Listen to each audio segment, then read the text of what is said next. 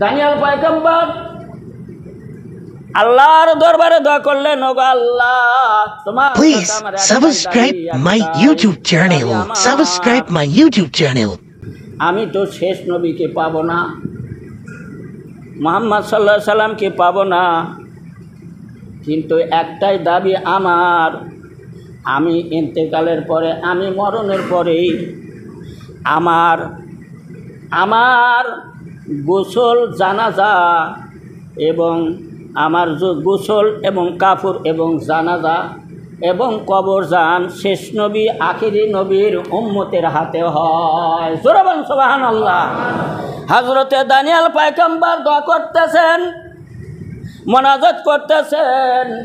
ইতিমধ্যে আল্লাহ রাব্বুল আলামিন হযরতে জিবরিল আলাইহিস সালামকে পাঠিয়ে দিলেন, যাও জিবরাইল আমার পয়গম্বর দানিয়েলকে জানায়া দাও দানিয়েল পয়গম্বরের দোয়া কবুল হয়েছে, একসেপ্ট হয়েছে। বড় জোরে বলেন সুবহানাল্লাহ, আরো জোরে বলেন সুবহানাল্লাহ। দোয়া কবুল, শেষ নবীর উম্মতের হাতে গোসল হবে। দুনিয়ার কোনো মানুষ যান আমার গোসল, আমার কাফন, আমার জানাজা, আমার দাফন যেন দুনিয়ার কোনো মানুষে না দেয়। আল্লাহর কাছে দোয়া করলেন, আল্লাহ দোয়া কবুল করলেন। জোরে বলেন সুবহানাল্লাহ।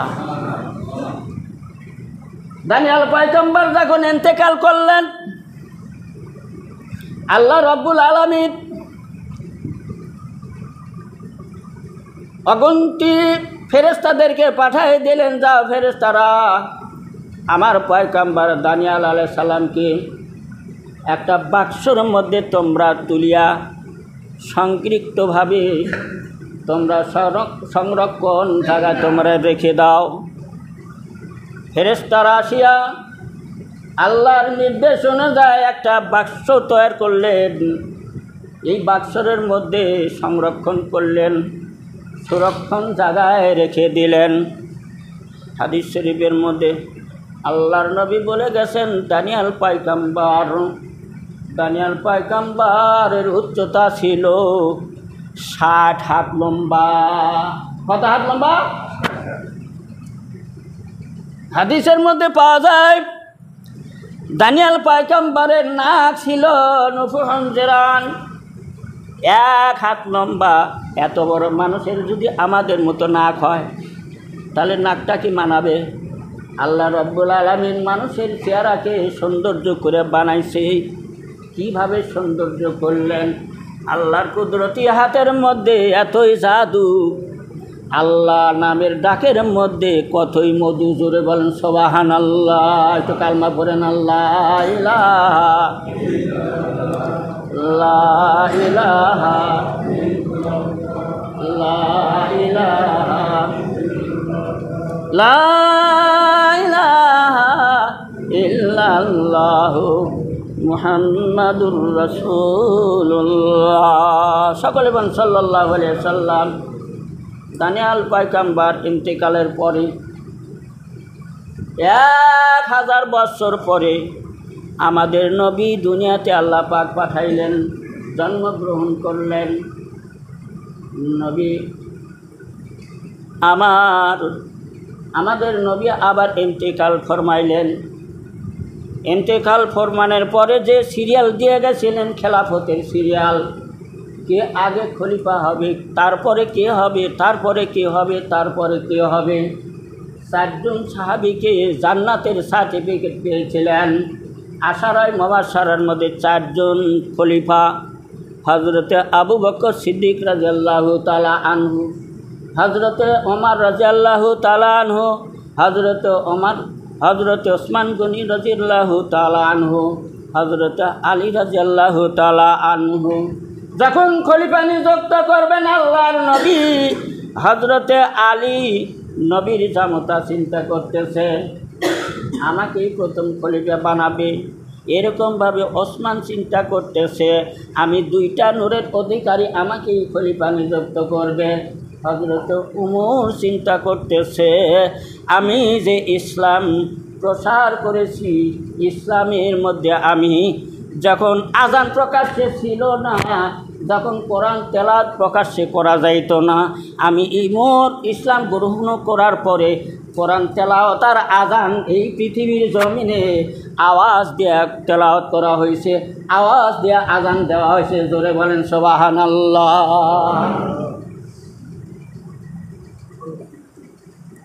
1000 বছর পরে আমার নবী দানিয়াল পয়গম্বর ইন্তেকালের পরে আমার নবীর জন্মগ্রহণ করলেন।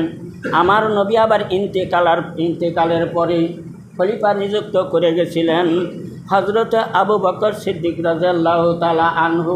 প্রথম খলিফা হবে, তারপরে খলিফা হবে হলো হযরত ওমর, তারপরে খলিফা হবে হযরত উসমান, তারপরে খলিফা হবে হযরত আলী।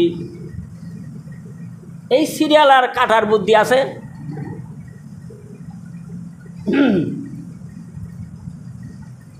তারা স্বতঃস্ফূর্তে মনের আনন্দে আল্লাহর ফয়সালাকে 4 জন সাহাবা মানিয়ে নিলেন। জোরে বলেন সুবহানাল্লাহ।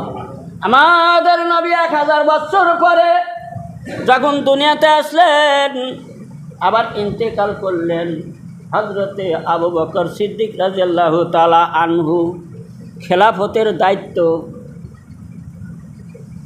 আদায় করলেন 2.5 বছর।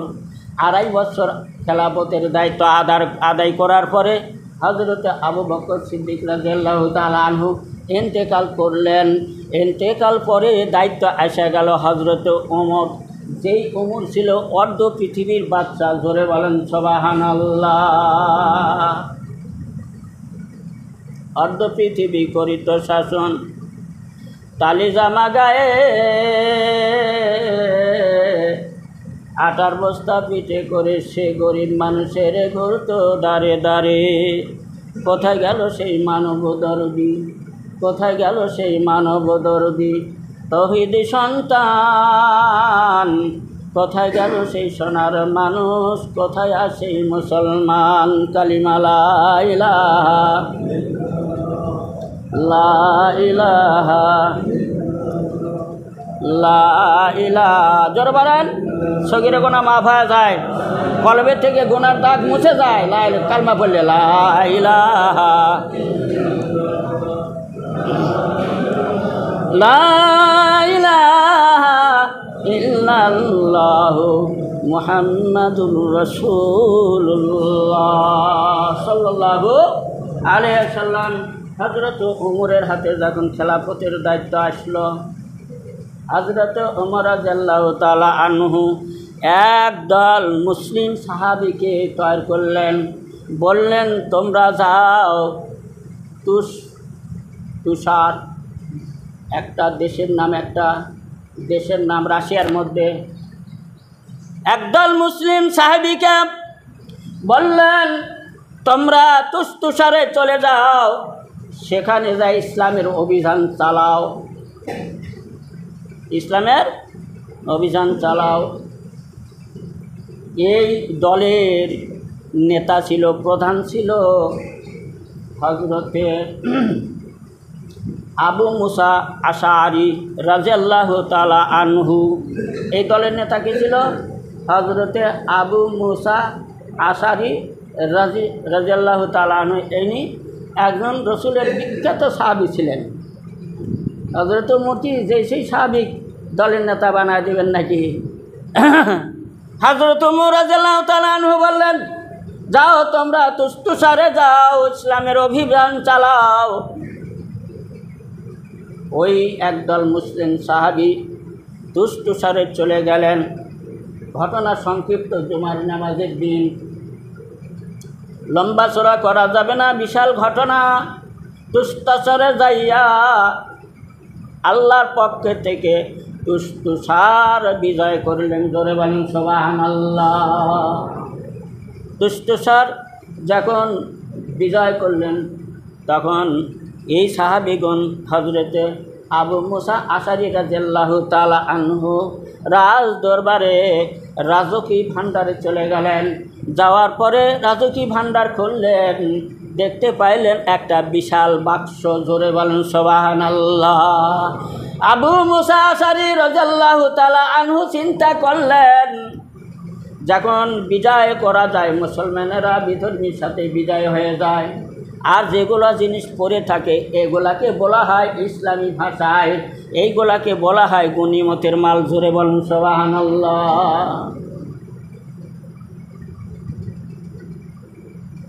আবু মুসা আশারী রাদিয়াল্লাহু তাআলা আনহু চিন্তা করলেন যে এই বাক্সটার মধ্যে টাকা পয়সা স্বর্ণ রূপা আছে, বিশাল বাক্স, মানুষ যদি 60 হাত লম্বা হয় বাক্সর তার চেয়ে একটু বড় আছে,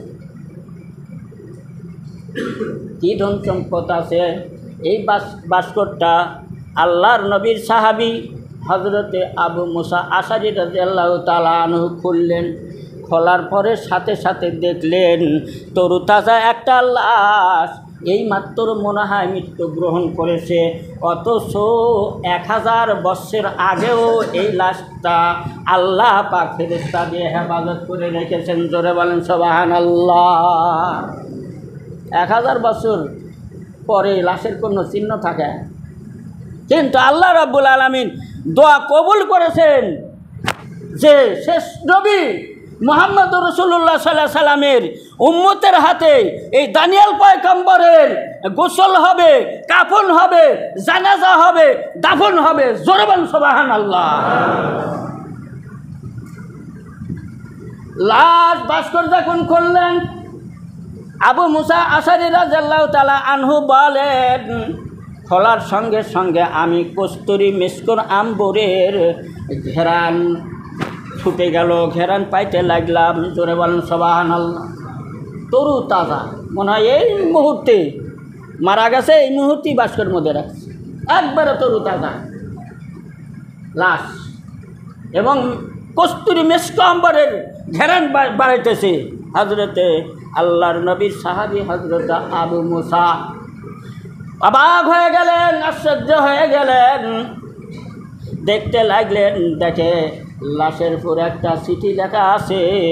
এই চিঠিটা পড়ে দেখে যে এই আমি দোয়া করেছিলাম, আমি পয়গম্বর, আল্লাহর পয়গম্বর, আমি একজন আল্লাহর পয়গম্বর, আমি আল্লাহর দরবারে দোয়া করেছিলাম, আল্লাহ আমার গোসল কাফন জানাজা দাফন যেন শেষ নবীর উম্মতেরা হাতে হয়। আল্লাহ আমার দোয়া কবুল করেছিলেন। চিঠির মধ্যে লেখা আছে, শিলালিপি লেখা আছে। তখন এই চিঠিটা পাওয়ার পরে আবু মুসা আশারী রাদিয়াল্লাহু তাআলা আনহু ওই চিঠিটা আবার নিজে হাতে লিখলেন। লেখার পরে মদিনা হযরত ওমর রাদিয়াল্লাহু তাআলা আনহুর নিকটে পাঠিয়ে দিলেন। জোরে বলেন সুবহানাল্লাহ। এই চিঠি পাওয়ার পরে হযরত ওমর রাদিয়াল্লাহু তাআলা আনহু সমস্ত সাহাবীদের ডাক দিলেন। এই চিঠির ভাষা ছিল আরবি ভাষা নয়, এই চিঠির ভাষা ছিল ইমরানি ভাষা। কি ভাষা? আমাদের কোরআন শরীফ এটা হলো আরবি ভাষা, এবং আল্লাহ পাকের নিজস্ব ভাষা হলো আরবি ভাষা। জোরে বলেন সুবহানাল্লাহ। কিন্তু আল্লাহ রাব্বুল আলামিন যেই যুগে যেই নবীর উপর আল্লাহ পাক আসমানি কিতাব নাজিল করেছিলেন, ওই দেশের যে ভাষা, ওই ভাষা দিয়ে আল্লাহ ওই কিতাব নাজিল করছিলেন। বলেন সুবহানাল্লাহ। হযরত ওমর রাদিয়াল্লাহু তাআলা আনহু এই চিঠি পাওয়ার পরে সাহাবীদের ডাক দিলেন, দেখো তো আমি তো বুঝতেছি না এই ভাষাটা ইমরানি ভাষা, তোমরা কেউ পড়তে পারো নাকি?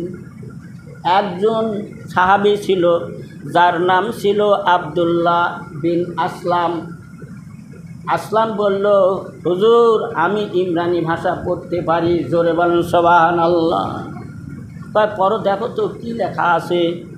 আবু মুসা আশারী আমার কাছে কী চিঠি লিখলো, কী জন্য লিখলো, কোন কারণে লিখলো, দেখো পড়ে যখন চিঠি পড়তেছে আব্দুল্লাহ বিন আসলাম দুই চোখের পানি ছেড়ে দিয়ে কাঁদতেছে। জোরে বলেন সুবহানাল্লাহ। হযরত ওমর রাদিয়াল্লাহু তাআলা আনহু বলেন, ও আব্দুল্লাহ বিন আসলাম তুমি কাঁদো কেন চিঠি পড়ার পরে?